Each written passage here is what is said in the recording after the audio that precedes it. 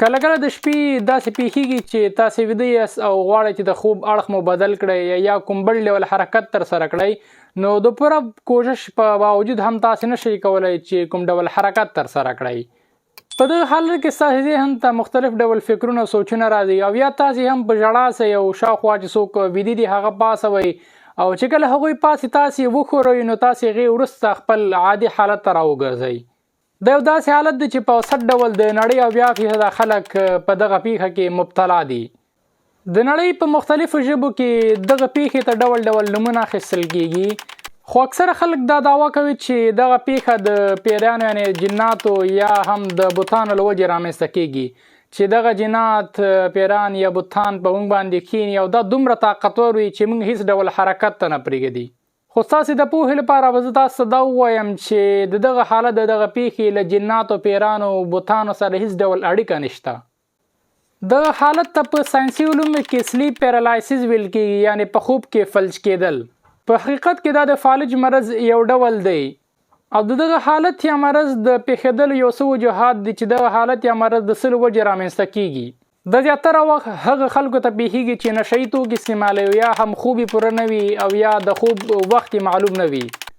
دغه حالت یا مرض هغو کسانو ته هم ډیر پیښیږي چې د خوب مرض لري چې زورور او قوي خوب ورباندې بار بار راځي خو هغه هم د لږ وخت لپاره ځکه چې دا هم د خوب یو ډول مرض دی. خو آیا تاسو پوهیږئ چې دغه حالت دغه پیښه ولې موږ ته پیښیږي؟ ځکه چې د شپې چې کله موږ ویده یو زموږ مغز فعال یعنی اکټیو وي او جسم مو ویده وي. جسم مو ځکه ویده وي چې جسم مو بې راحته وي او په دغه وجه زموږ جسم د دماغ په حکم باندې په مکمل ډول باندې عمل نشي کولای. خو اوس پوښتنه دا پیدا کېږي چې هغه کسان چې نشهیي توکي نه استعمالوي او یا خوب یې هم پوروي او یا کوم بل ډول مرض هم نه لري نو هغوی ولې دغه پیښې دغه حالت سره مخ کېږي؟ د دې ته ټولو غټ او وروستی لامل دا ده چې تاسې بالکل سټریټ یعنې سیده ویده کېږئ. د ساینسي تحقیق یا څېړنې په بنیاد کله چې تاسې سټریټ یعنې سیده ویده کېږئ نو دغه سلیپ پیرالایسیس یعنې په خوب کې فالج د پیښېدلو خطر ډیره زیاته وي ځکه چې زموږ د دماغ مهم رګونه یا ریښې او د پیغام رسولو سلسلې زموږ د جسم د اړخ سره تړلې وي.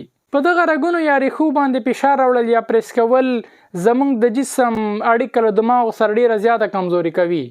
که تاسې غواړئ چې دغه مرض یا پیښې نه ځان وژغورئ نو تاسې په رایټ یا لیفټ یعنې پښې او یا چپ اړخ باندې ویده کېږئ.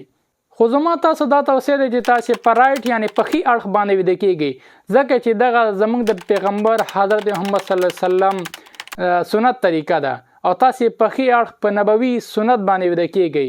او که د بیا هم نشئ کولی چې پښې یا چپ اړخ باندې ویده شئ نو چې کله تاسې سټریټ یعنې سیده ویده کېږئ نو د ملا لاندې یو بالغ ضرور دی ځکه چې په دغه عمل باندې دغه سلیپ پیرالایسیس پیښه ډیره کمه واقع کېږي. په دغه ټولو لارښوونو باندې تاسې عمل وکړئ نو انشاءالله تاسو ته به دغه سلیپ پیرالایسیس پیښه نه واقع کېږي. ملګرو که زموږ یوټیوب چینل یا هم فیسبوک پاڼې ته نوي یاست نو هیله لرو زموږ یوټیوب چینل د سره سبسکرایب او فیسبوک پاڼه د سره حتما فالو کړئ. ملګرو دا و د نن ورځې ویډیو هیله لرم چې ویډیو مو خوښه شوې وي. ویډیو له نورو ملګرو سره حتما شیر کړئ. تر بیا او بل ویډیو مو په لوی الله سپارم. ښه وخت.